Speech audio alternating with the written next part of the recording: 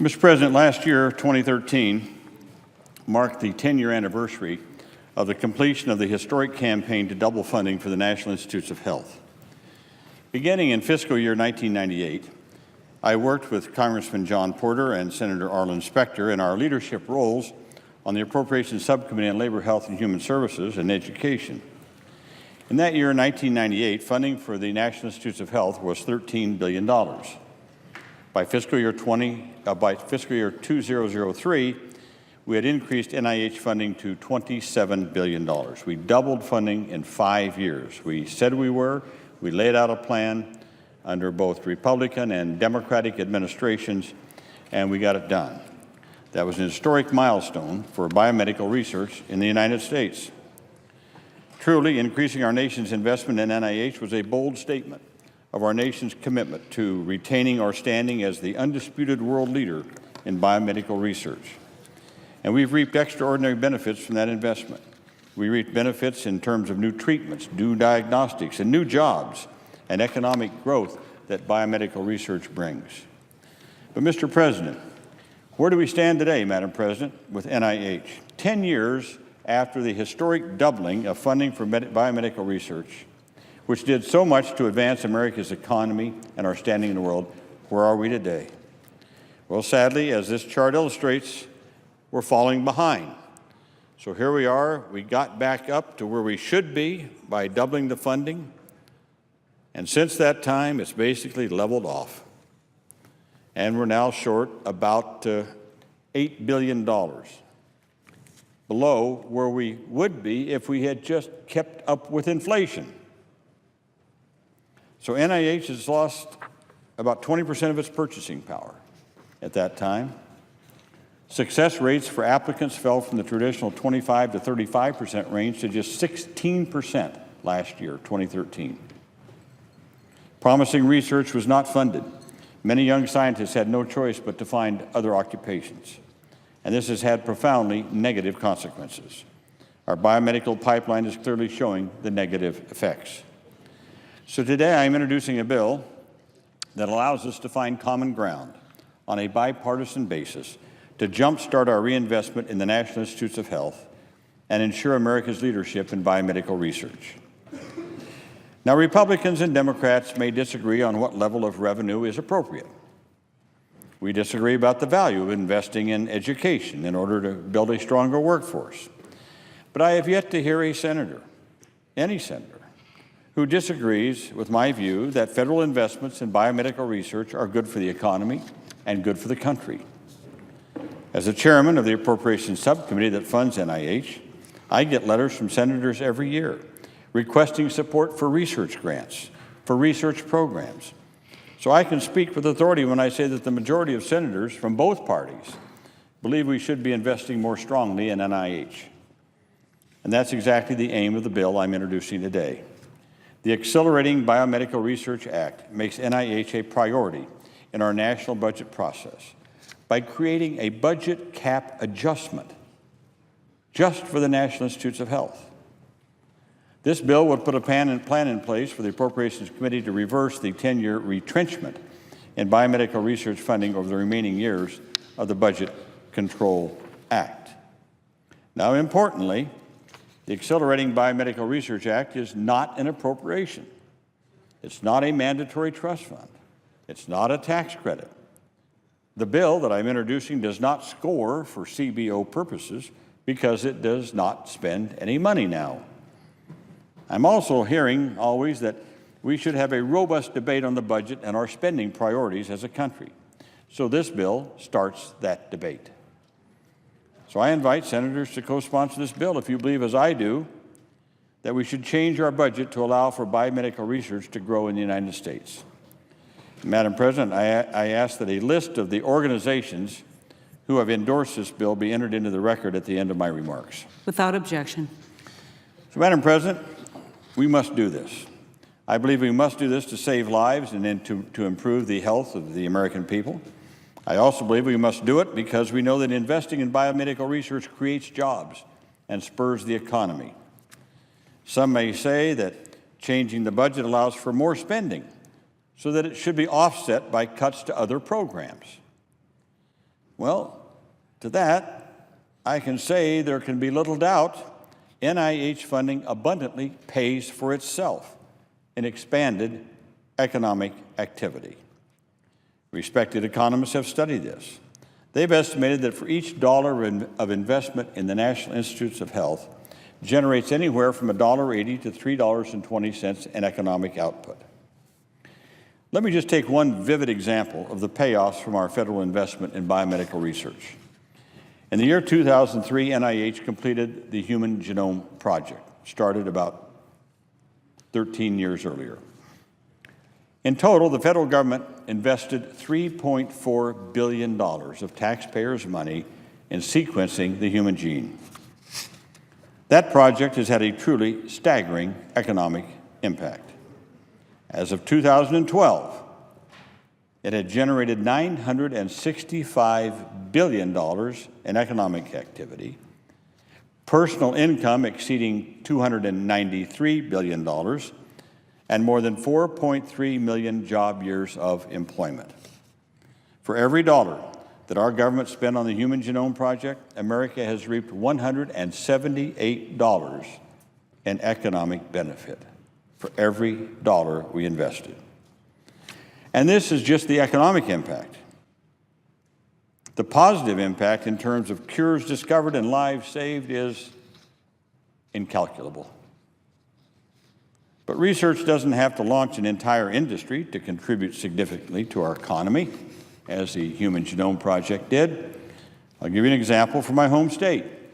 Dr. Joseph Walder, a researcher at the University of Iowa, received a $5.7 million research grant many years ago from the National Heart, Lung, and Blood Institute.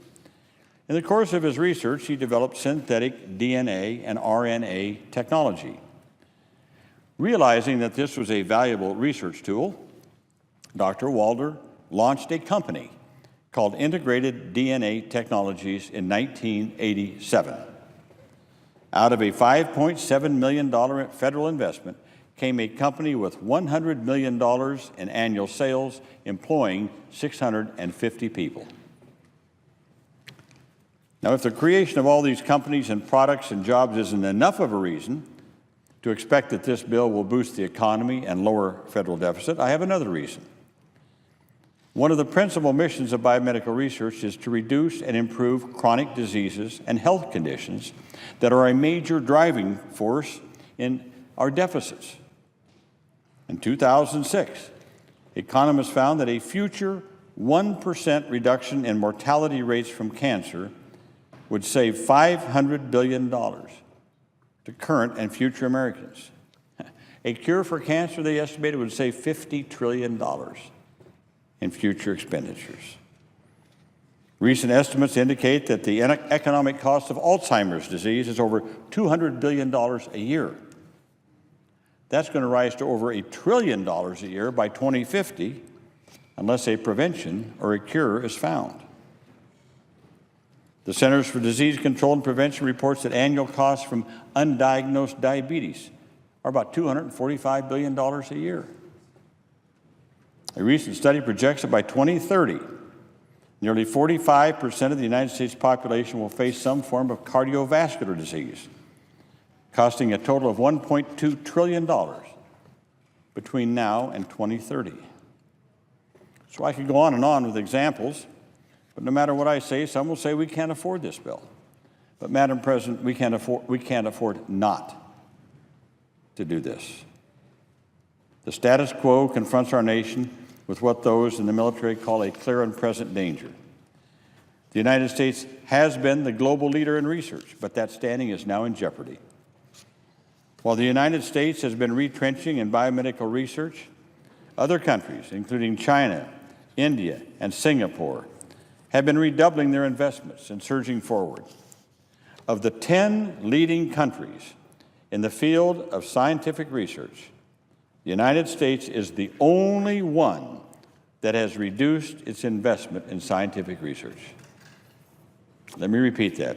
Of the 10 leading countries in the world in the field of scientific research, the United States is the only one that has reduced its investment in scientific research. According to an NIH study, other countries are investing more in biomedical research relative to the size of their economies. When it comes to government funding for pharmaceutical industry-performed research, Korea's government provides 7 times more funding as a share of GDP than does the United States, while Singapore, small Singapore, and Taiwan provide 5 times and 3 times as much, respectively, as what we do in America. France and the United Kingdom also provide more than the U.S. as a share of their economies. This chart here, I think, vividly shows kind of what's happening in research investment just since 2011 as a percent of GDP. There's China, Brazil, South Korea, India, UK, France, Japan, Germany, and Russia are stayed even. The United States, we're going in the wrong direction. Dr. Francis Collins, director of NIH, testified before my subcommittee about the ambitious investments of America's rivals. He said this, and I quote, "China has made policy changes to invest heavily in the life sciences industry, moving them closer to becoming a world leader in science and technology by the end of the decade." Over the past decade, Singapore has also pursued a prominent role as a global leader in life sciences. For example, their pharmaceutical industry R&D funding was 5 times greater than that of the U.S. in 2009 on a share of GDP basis. End quote. Madam President, let me say just one more thing about China's ambitious plans. China has identified biotechnology as one of the 7 key strategic and emerging pillar industries. They have pledged to invest $308.5 billion in biotechnology over the next 5 years. $308.5 billion, next 5 years in China. By contrast, the U.S. investment over the same period of time will be roughly $160 billion, just about half of what China is doing. It is a shocking and disturbing fact that if current trends continue, the U.S. government's investment in life sciences research as a share of GDP will soon be about 1/4 of what China is doing. According to NIH, China already has more gene sequencing capacity than the entire United States, and they have about 1/3 of the global capacity. Imagine that. We are the ones that mapped and sequenced the entire human genome. We are the ones that put the $3.6 billion into that. Yeah, we've reaped some rewards and benefits, as I just said about that. But right now, China has more gene sequencing capacity than we do. Again, illustrating my point that they're moving ahead, and we have sort of slowed down and stopped, resting sort of on our laurels, so to speak.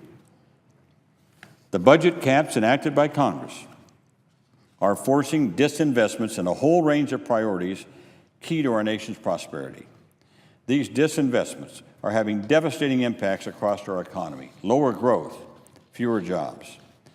Now, again, I appreciate that there are honest disagreements about the appropriate levels of investment in education or job training and other domestic priorities.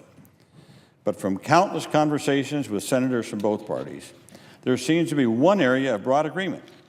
That is that we should invest robustly in the National Institutes of Health. And that's why I've introduced this bill today. It's time for us, on a bipartisan basis, for Congress to reverse this erosion of support for biomedical research, to ensure America's standing as a world leader in this field.